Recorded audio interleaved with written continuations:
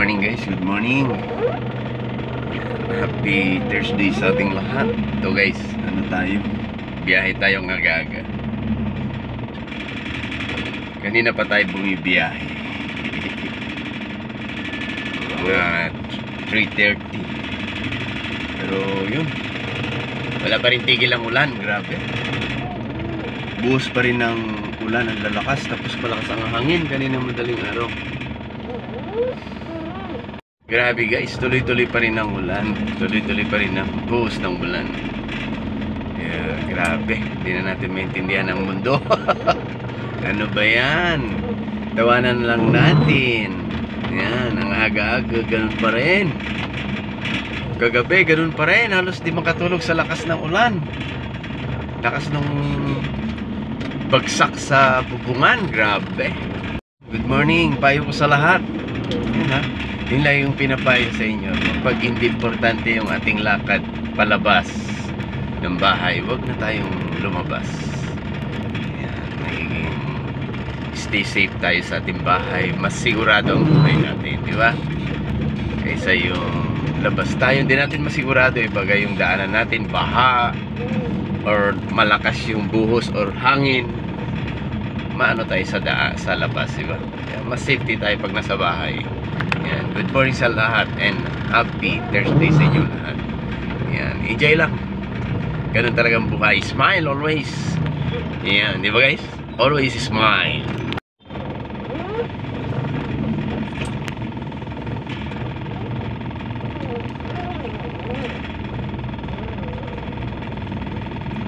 Ay, buhay. Ito yung buhay natin. Araw-araw sa biyahero. Biyahe araw-araw.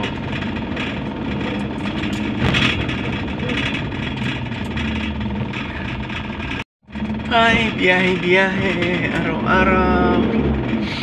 Ayan.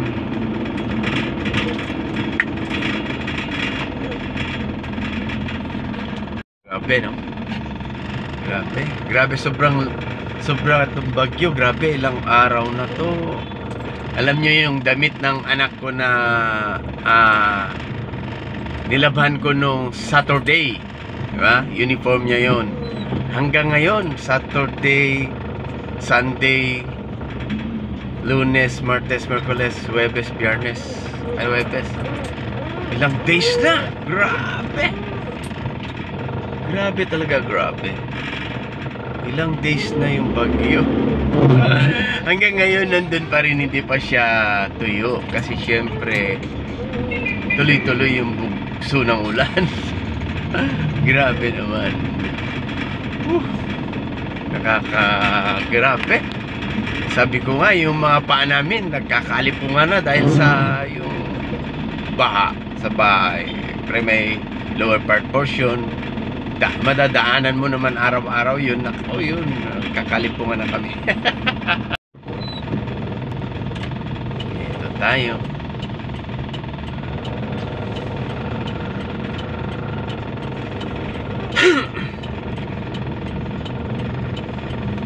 Traffic. Hindi tayo pagbigyan dyan. Kung hindi mo siksik, ganyan ang ugali ng Pinoy.